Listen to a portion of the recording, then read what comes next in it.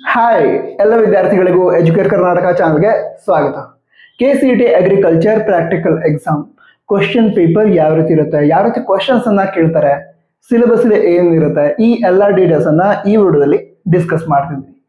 ನಿಮ್ಮಲ್ಲಿ ತುಂಬಾ ವಿದ್ಯಾರ್ಥಿಗಳು ಈ KCET ಅಗ್ರಿಕಲ್ಚರ್ ಪ್ರಾಕ್ಟಿಕಲ್ ಎಕ್ಸಾಮ್ ನ ಅಪ್ಲಿಕೇಶನ್ ಯಾವಾಗ ಹಾಕೋದು ಅಂತ ಕೇಳ್ತಾ ಇದ್ರಿ.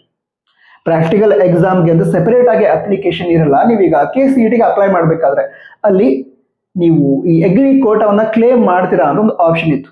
ಅಲ್ಲಿ ಎಸ್ ಅಂತ ಸೆಲೆಕ್ಟ್ ಮಾಡಿ ಅದ್ರ ನಂತರ ಪ್ರಾಕ್ಟಿಕಲ್ ಎಕ್ಸಾಮಿನೇಷನ್ ಸೆಂಟರ್ ಏನಿದೆ ಅದನ್ನ ಸೆಲೆಕ್ಟ್ ಮಾಡೋದಾಗ ಕೊಟ್ಟಿರ್ತಿದ್ರು. ಅದನ್ನ ಸೆಲೆಕ್ಟ್ ಮಾಡಿ KCET ಅಪ್ಲಿಕೇಶನ್ ಸಬ್ಮಿಟ್ ಮಾಡಿದ್ರೆ ಅದೇ ಅಪ್ಲಿಕೇಶನ್ KCET ಪ್ರಾಕ್ಟಿಕಲ್ ಎಕ್ಸಾಮ್ ನ ಅಪ್ಲಿಕೇಶನ್ ಆಗಿರುತ್ತೆ.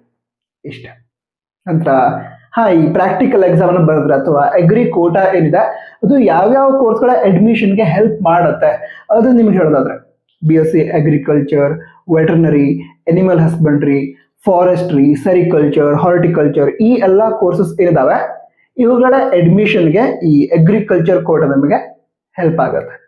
ಅಗ್ರಿಕಲ್ಚರ್ ಕೋಟಾಕ್ಕೆ ಎಲಿಜಿಬಲ್ ಆಗಬೇಕು ಅಂತ ಹೇಳಿದ್ರೆ ಈ ಪ್ರಾಕ್ಟಿಕಲ್ ಎಕ್ಸಾಮ್ ಹೇಳಿದ್ನಲ್ವಾ ಅದನ್ನ ಬರಿಬೇಕು. ನಂತರ ಎಲ್ಲರೂ ಕೂಡ ಪ್ರಾಕ್ಟಿಕಲ್ ಎಕ್ಸಾಮ್ ಬರೋದಕ್ಕೆ ಆಗಲ್ಲ. ಅಗ್ರಿಕಲ್ಚರ್ ಬ್ಯಾಕ್ಗ್ರೌಂಡ್ ಏನಿರುತ್ತೆ ಅಂತಹ ವಿದ್ಯಾರ್ಥಿಗಳು, ಅಗ್ರಿಕಲ್ಚರ್ ಬ್ಯಾಕ್ಗ್ರೌಂಡ್ ಇರುವಂತಹ ವಿದ್ಯಾರ್ಥಿಗಳು ಈ ಪ್ರಾಕ್ಟಿಕಲ್ ಎಕ್ಸಾಮ್ ಅನ್ನ ಬರಿಬಹುದು. ಓಕೆ, ಯಾವ ರೀತಿ ಹೆಲ್ಪ್ ಅಂತ ಹೇಳಿದ್ರೆ ಈಗಾಗಲೇ ಹೇಳಿದಲ್ವಾ ಈ ಎಲ್ಲಾ ಕೋರ್ಸಸ್ಗಳಲ್ಲಿ ಟೋಟಲ್ ಸೀಟ್ಸ್ ಏನಿದಾವೋ ಅವುಗಳಲ್ಲಿ 50% ಸೀಟ್ಸ್ ಅಗ್ರಿಕಲ್ಚರ್ ಬ್ಯಾಕ್ಗ್ರೌಂಡ್ ಇರುವಂತಹ ವಿದ್ಯಾರ್ಥಿಗಳಿಗೆ ರಿಸರ್ವ್ಡ್ ಇರುತ್ತೆ. ಆ ಸೀಟ್ಸ್ ನ ಡೈರೆಕ್ಟ್ ಆಗಿ ಅಲಾಟ್ ಮಾಡಲ್ಲ. ಏನ್ ಮಾಡ್ತಾರೆ ಅಂತ ಹೇಳಿದ್ರೆ ನಿಮಗೆ ನಿಜವಾಗ್ಲೂ ಅಗ್ರಿಕಲ್ಚರ್ ಬ್ಯಾಕ್ಗ್ರೌಂಡ್ ಇದೆಯಾ ಇದಕ್ಕೆ ಸಂಬಂಧಿಸಿದ ಡಾಕ್ಯುಮೆಂಟ್ ವೆರಿಫಿಕೇಶನ್ ಅನ್ನ ಮಾಡಿಸ್ತಾರೆ. ಆ ಡಾಕ್ಯುಮೆಂಟ್ ವೆರಿಫಿಕೇಶನ್ ಆದ ನಂತರ KCET ಅಗ್ರಿಕಲ್ಚರ್ ಪ್ರಾಕ್ಟಿಕಲ್ ಎಕ್ಸಾಮ್ ಆಗುತ್ತೆ. ಓಕೆನಾ, ಆ ಎಕ್ಸಾಮ್ ಬರೆದ ನಂತರ ಮೆರಿಟ್ ಆಧಾರದ ಮೇಲೆ ನಿಮಗೆ ಈ ಸೀಟ್ ಅಲಾಟ್ಮೆಂಟ್ ಅನ್ನ ಮಾಡ್ತಾರೆ. ನಂತರ ಈ ಡಾಕ್ಯುಮೆಂಟ್ ಪ್ರಿಪರೇಷನ್ ಸಂದರ್ಭದಲ್ಲಿ ವಿದ್ಯಾರ್ಥಿಗಳಿಗೆ ತುಂಬಾ ಡೌಟ್ಸ್ ಬರುತ್ತೆ. ನಿಮ್ಗೆ ಆ ರೀತಿ ಡೌಟ್ ಇಲ್ಲದೆ ಇರೋ ರೀತಿ ಒಂದು ವಾಟ್ಸ್ಆಪ್ ಗ್ರೂಪ್ ಇದೆ, ಅದರೊಳಗಡೆ ಎಲ್ಲ ಅಪ್ಡೇಟ್ಸ್ ಅನ್ನ ನೀಡ್ತಾರೆ. ಜಾಯ್ನ್ ಆಗೋದಕ್ಕೆ ಲಿಂಕ್ ಅನ್ನ ಡಿಸ್ಕ್ರಿಪ್ಷನ್ ಅಲ್ಲಿ ಕೊಟ್ಟಿರ್ತೀನಿ. ಓಕೆನಾ, ಸರಿ. ಹಾಗಿದ್ರೆ ಈ ಪ್ರಾಕ್ಟಿಕಲ್ ಎಕ್ಸಾಮ್ ಬಗ್ಗೆ ಮತ್ತು ಕೂಡ ಡೀಟೇಲ್ಸ್ ಅನ್ನ ಹೇಳ್ತಾ ಹೋಗೋದಾದ್ರೆ ಈ ಪ್ರಾಕ್ಟಿಕಲ್ ಎಕ್ಸಾಮ್ ಅನ್ನ 200 ಮಾರ್ಕ್ಸ್ ನಡೆಸ್ತಾರೆ. ಓಕೆನಾ, 200 ಮಾರ್ಕ್ಸ್ ನಡೆಸ್ತಾರೆ. ನಂತರ ನೀವು ಸ್ಕ್ರೀನ್ ಮೇಲೆ ನೋಡ್ತಿದ್ದೀರಾ ಈ ಎಲ್ಲ ಎಕ್ಸಾಮಿನೇಷನ್ ಸೆಂಟರ್ಗಳಲ್ಲಿ ಪ್ರಾಕ್ಟಿಕಲ್ ಎಕ್ಸಾಮ್ ನಡೆಯುತ್ತೆ. ನಂತರ ಈ 200ಗೆ 180+ ಸ್ಕೋರ್ ಮಾಡಿದ್ರೆ ನಿಮಗೆ ಸೀಟ್ ಸಿಗೋ ಚಾನ್ಸಸ್ ತುಂಬಾ ಜಾಸ್ತಿ ಆಗುತ್ತೆ. ಆ ಸ್ಕೋರ್ ಅನ್ನ ಅಚೀವ್ ಮಾಡೋದಕ್ಕೆ ನಿಮಗೆ ನ್ಯೂ ವಿಷನ್ ಅಗ್ರಿ ಕ್ಲಾಸಸ್ನವರು ಹೆಲ್ಪ್ ಮಾಡ್ತಾರೆ. ಆಫ್ಲೈನ್ ಕ್ಲಾಸಸ್ ಇದೆ, ಆನ್ಲೈನ್ ಕ್ಲಾಸಸ್ ಕೂಡ ಇದೆ. ಸೊ ನೀವು ಯಾವ ಕ್ಲಾಸಲ್ಲಿ ಜಾಯ್ನ್ ಆದ್ರೂ ಕೂಡ 200ಗೆ 180+ ಸ್ಕೋರ್ ಮಾಡೋದಕ್ಕೆ ಆಗುತ್ತೆ. ಸುಮ್ಮನೆ ಹೇಳ್ತಾ ಇಲ್ಲ. ಈಗ ಹಿಂದಿನ ವರ್ಷದಲ್ಲಿ ಒಳ್ಳೆ ಅಚೀವ್ ಮಾಡಿದಂತಹ ವಿದ್ಯಾರ್ಥಿಗಳು ಏನಿದ್ದಾರೆ ಅವ್ರನ್ನ ನೀವೀಗ ಸ್ಕ್ರೀನ್ ಮೇಲೆ ನೋಡ್ತಾ ಇದ್ದೀರಾ. ಓಕೆನಾ, ಕೇವಲ ಹಿಂದಿನ ವರ್ಷ ಅಷ್ಟೇ ಅಲ್ಲ, ಅದರ ಹಿಂದಿನ ವರ್ಷಗಳಲ್ಲೂ ಕೂಡ ಒಳ್ಳೆ ರಿಸಲ್ಟ್ಸ್ ಅನ್ನ ನ್ಯೂ ವಿಷನ್ ಅಗ್ರಿ ಕ್ಲಾಸ್ ಅಲ್ಲಿ ಸ್ಟಡಿ ಮಾಡಿದಂಥ ವಿದ್ಯಾರ್ಥಿಗಳು ನೀಡಿದ್ದಾರೆ. ನೀವೀಗ ಸ್ಕ್ರೀನ್ ಮೇಲೆ ಕೂಡ ನೋಡ್ತಾ ಇದ್ದೀರಾ. ಸರಿನಾ, ಈಗ ಆಫ್ಲೈನ್ ಕ್ಲಾಸ್ ಏನಿದೆ ಇದನ್ನ ವಿಜಯಪುರ ಹಾಗೆ ಧಾರವಾಡದಲ್ಲಿ ನಡೆಸ್ತಾ ಇದ್ದಾರೆ. ಅಲ್ಲಿ ಹಾಸ್ಟೆಲ್ ಫೆಸಿಲಿಟಿ ಕೂಡ ಇರುತ್ತೆ. ನಂತರ ಆಫ್ಲೈನ್ ಕ್ಲಾಸ್ ಜಾಯ್ನ್ ಆದ್ರೆ ನೀವು ಫೀಲ್ಡ್ ವಿಸಿಟ್ ಮಾಡಬಹುದು. ಅಂದ್ರೆ ಈಗ ಅಗ್ರಿಕಲ್ಚರ್ ಕಾಲೇಜಸ್, ನರ್ಸರಿ ಅದನ್ನ ವಿಸಿಟ್ ಮಾಡಿ ಎಕ್ಸಾಮ್ ಅಲ್ಲಿ ಯಾವ ರೀತಿ ನಿಮಗೆ ಕ್ವಶನ್ಸ್ ಕೇಳ್ತಾರೋ ಅದಕ್ಕೆ ಸಂಬಂಧ ನಿಮಗೆ ಗೈಡೆನ್ಸ್ ಅನ್ನು ನೀಡ್ತಾರೆ. ಈಗ ಸ್ಯಾಂಪಲ್ಸ್ ಇರುತ್ತೆ ಎಕ್ಸಾಮ್ ನಲ್ಲಿ. ಓಕೆನಾ, ಒಂದು ಸ್ಯಾಂಪಲ್ ಕೊಟ್ಟಿರ್ತಾರೆ, ಅದನ್ನ ಐಡೆಂಟಿಫೈ ಮಾಡಬೇಕು. ಐಡೆಂಟಿಫೈ ಮಾಡಿ OMR ಶೀಟ್ ಮೇಲೆ ಮಾರ್ಕ್ ಮಾಡೋದಿರುತ್ತೆ. ಸೊ ಆ ಸ್ಯಾಂಪಲ್ಸ್ ಏನಿರುತ್ತೆ ಅಂದ್ರೆ ಬೇಳೆ ಕಾಳುಗಳಿರುತ್ತೆ, ಸೀಡ್ಸ್ ಇರುತ್ತೆ, ನಂತರ ಲೀವ್ಸ್ ಇರುತ್ತೆ, ಬೇರೆ ಬೇರೆ ಎಲೆಗಳಿರುತ್ತೆ, ನಂತರ ಪ್ಲಾಂಟ್ಸ್ ಇರುತ್ತೆ, ಅನಿಮಲ್ಸ್ ಹಾಗೆ ಅವುಗಳ ಡಿಫ್ರೆಂಟ್ ಬ್ರೀಡ್ಸ್. ಸೊ ಅವುಗಳಿಗೆ ಸಂಬಂಧಿಸಿದ ಕ್ವಶನ್ಸ್ ಅನ್ನ ಎಕ್ಸಾಮ್ ಅಲ್ಲಿ ಕೇಳ್ತಾರೆ. ನಂತರ ಬೇರೆ ಬೇರೆ ಎಕ್ಸಾಮಿನೇಷನ್ ಸೆಂಟರ್ಗಳಲ್ಲಿ ಬೇರೆ ಬೇರೆ ಕ್ವಶನ್ ಪೇಪರ್ ಇರುತ್ತೆ. ಸೇಮ್ ಕ್ವಶನ್ ಪೇಪರ್ ಇರಲ್ಲ. ಎಲ್ಲ ಎಕ್ಸಾಮಿನೇಷನ್ ಸೆಂಟರ್ಗಳಲ್ಲಿ ಬೇರೆ ಬೇರೆ ಎಕ್ಸಾಮಿನೇಷನ್ ಸೆಂಟರ್ಗಳಲ್ಲಿ ಬೇರೆ ಬೇರೆ ಕ್ವಶನ್ ಪೇಪರ್ ಇರುತ್ತೆ. ಸೊ ಎಕ್ಸಾಮಿನೇಷನ್ ಸೆಂಟರ್ ಯಾವುದು ಅದನ್ನ ನೀವು ನ್ಯೂ ವಿಷನ್ ಅಗ್ರಿ ಕ್ಲಾಸ್ ಅವ್ರಿಗೆ ತಿಳಿಸಿದ್ರೆ ಅವರು ನೀವು ಬರೆಯುವಂತಹ ಎಕ್ಸಾಮ್ ಏನಿದೆ ಅದಕ್ಕೆ ಸಂಬಂಧ ಯಾವ್ಯಾವುದು ಇಂಪಾರ್ಟೆಂಟ್ ಕಾನ್ಸೆಪ್ಟ್ ಇಂಪಾರ್ಟೆಂಟ್ ಏನಿದೆ ಅದನ್ನು ನಿಮಗೆ ತಿಳಿಸ್ತಾರೆ. ನಂತರ ಆನ್ಲೈನ್ ಕ್ಲಾಸ್ ಕೂಡ ಇದೆ. ಆನ್ಲೈನ್ ಕ್ಲಾಸಲ್ಲೂ ಕೂಡ ಲೈವ್ ಕ್ಲಾಸಸ್ ಇರುತ್ತೆ, ರೆಕಾರ್ಡೆಡ್ ಕ್ಲಾಸಸ್ ಇರುತ್ತೆ.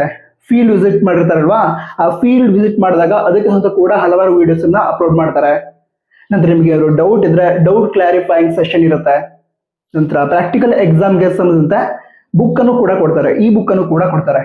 ನಂತರ ಇದಿಷ್ಟೇ ಅಲ್ಲ, ನಿಮಗೆ ಕೌನ್ಸಿಲಿಂಗ್ ಸಂದರ್ಭದಲ್ಲಿ ಆಪ್ಷನ್ ಎಂಟ್ರಿ ಮಾಡಬೇಕಾದ್ರೂ ಕೂಡ ನಿಮ್ಮ ಮಾರ್ಕ್ಸ್ ಏನಿದೆ ಇದರ ಪ್ರಕಾರ ಇಲ್ಲಿ ಸೀಟ್ ಸಿಗೋ ಚಾನ್ಸ್ ಇದೆ, ಇದನ್ನು ತಪ್ಪದೆ ಆಡ್ ಮಾಡಿ ಹಾಗೆ ಡಾಕ್ಯುಮೆಂಟ್ಸ್ ರೆಡಿ ಮಾಡೋ ಸಂದರ್ಭದಲ್ಲಿ ಅವರು ಕೂಡ ತುಂಬಾ ಡೌಟ್ಸ್ ಬರುತ್ತೆ, ಅದಕ್ಕೆ ಸಂತಹ ಡೌಟ್ಸ್ ಅನ್ನು ಕೂಡ ಇವರು ಕ್ಲಿಯರ್ ಮಾಡಿ ಕೊಡ್ತಾರೆ. ಸರಿನಾ? ನ್ಯೂ ವಿಷನ್ ಅಗ್ರಿ ಕ್ಲಾಸಸ್ ಇದನ್ನ ಜಾಯಿನ್ ಆಗೋದಕ್ಕೆ ಲಿಂಕ್ ಅನ್ನ ಡಿಸ್ಕ್ರಿಪ್ಷನ್ ಅದೇ ರೀತಿ ಟಾಪ್ ಕೊಟ್ಟಿದ್ದೀನಿ, ತಪ್ಪದೆ ಜಾಯಿನ್ ಆಗಿ. ಓಕೆ, ಈಗ ಮತ್ತೆ ಕೆಲವು ವಿಷಯಗಳನ್ನ ನಿಮಗೆ ಹೇಳ್ತಾ ಹೋಗೋದಾದ್ರೆ, ಪ್ರಾಕ್ಟಿಕಲ್ ಎಕ್ಸಾಮ್ 200 ಮಾರ್ಕ್ಸ್ ನಡೆಯುತ್ತೆ. ನಂತರ 50 ಕ್ವಶನ್ಸ್ ಇರುತ್ತೆ. ಪ್ರತಿ ಸರಿಯಾದ ಉತ್ತರಕ್ಕೆ 4 ಮಾರ್ಕ್ಸ್ ಇರುತ್ತೆ. ಅದಕ್ಕೋಸ್ಕರ ಪ್ರತಿ ಉತ್ತರವನ್ನು ಕೂಡ ಅಥವಾ ಪ್ರತಿ ಕ್ವಶನ್ ಕೂಡ ತುಂಬಾ ಅಂದ್ರೆ ತುಂಬಾ ಇಂಪಾರ್ಟೆಂಟ್ ಆಗಿರುತ್ತೆ. ಸರಿನಾ? ಕರೆಕ್ಟ್ ಆಗಿ ಯೋಚನೆ ಮಾಡಿ ಮಾರ್ಕ್ ಮಾಡಬೇಕು. ನಂತರ ಪ್ರಾಕ್ಟಿಕಲ್ ಎಕ್ಸಾಮ್ನ ಡ್ಯೂರೇಷನ್ 30 ಮಿನಿಟ್ಸ್, 30 ನಿಮಿಷ ಇರುತ್ತೆ. ನೀವು ಎಲಿಜಿಬಲ್ ಆದ ನಂತರ ಪ್ರಾಕ್ಟಿಕಲ್ ಎಕ್ಸಾಮ್ಗೆ ಅಂತ ಹಾಲ್ ಟಿಕೆಟ್ ಕೂಡ ಕೊಡ್ತಾರೆ. ಅದನ್ನ ತೆಗೆದುಕೊಂಡು ಈ ಪ್ರಾಕ್ಟಿಕಲ್ ಎಕ್ಸಾಮಿನೇಷನ್ ಸೆಂಟರ್ಗೆ ಹೋಗಿ ಎಕ್ಸಾಮ್ ಅನ್ನ ಬರೀತೀರಾ. ಯಾವ ರೀತಿ ಇರುತ್ತೆ ಅಂತ ಹೇಳಿದ್ರೆ, ಅದು ಹೇಳಿದ್ನಲ್ವಾ ಸ್ಯಾಂಪಲ್ಸ್. ಈಗ ಎಕ್ಸಾಂಪಲ್ ಒಂದು ಫ್ಲವರ್ ಇಟ್ಟಿರ್ತಾರೆ, ಅಥವಾ ಸೀಡ್ಸ್, ಬೇರೆ ಬೇರೆ ರೀತಿ ಬೇಳೆಕಾಳುಗಳು, ಧಾನ್ಯಗಳು, ಅವುಗಳನ್ನ ಇಟ್ಟಿರ್ತಾರೆ. ಅದನ್ನ identify ಮಾಡೋದಿರುತ್ತೆ.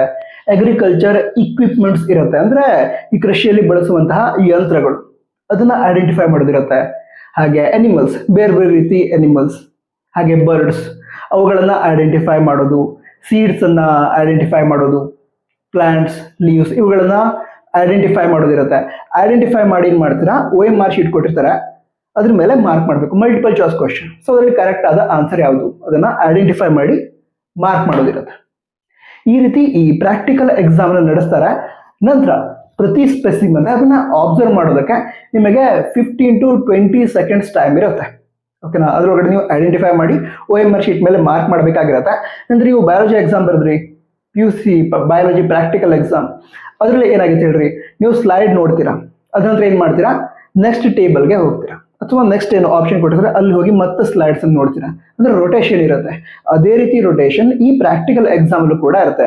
KCET agri practical exam specimens ಅನ್ನ ಇಟ್ಟಿರ್ತಾರೆ, ಲೈವ್ ಸ್ಯಾಂಪಲ್ಸ್ ಕೂಡ ಇರುತ್ತೆ, ಕೆಲವೊಂದು ಫೋಟೋಸ್ ಅನ್ನ ಇಟ್ಟಿರ್ತಾರೆ. ಓಕೆನಾ? ಸೊ ಅಲ್ಲಿ ಕೊಟ್ಟಿರೋದನ್ನ ಐಡೆಂಟಿಫೈ ಮಾಡ್ತೀರಾ, ಅದಂತ ಮಾರ್ಕ್ ಮಾಡ್ತಾ ಹೋಗ್ತೀರಾ. ನಂತರ 200 ಒಳಗಡೆ ಅದೇ ಒಳ್ಳೆ ಮಾರ್ಕ್ಸ್ ಅಂದ್ರೆ 180+ ಸ್ಕೋರ್ ಮಾಡಿದ್ರೆ ನಿಮಗೆ ಬೇಕಾದಂತಹ ಕೋರ್ಸ್ಗೆ ಅಡ್ಮಿಷನ್ ತೆಗೆದುಕೊಳ್ಳೋದಕ್ಕೆ ತುಂಬಾ ಹೆಲ್ಪ್ ಆಗುತ್ತೆ. ಸರಿನಾ? ನಂತರ ಈಗಾಗಲೇ ಹೇಳಿದ್ನಲ್ವಾ, new vision agri classes join ಆಗೋದಕ್ಕೆ ಲಿಂಕ್ ಏನಿದೆ, ಆ್ಯಪ್ ಲಿಂಕ್, ಅದನ್ನ ಡಿಸ್ಕ್ರಿಪ್ಷನ್ ಕೊಟ್ಟಿರ್ತೀನಿ, ಕ್ಲಿಕ್ ಮಾಡಿ ಜಾಯಿನ್ ಆಗಿ.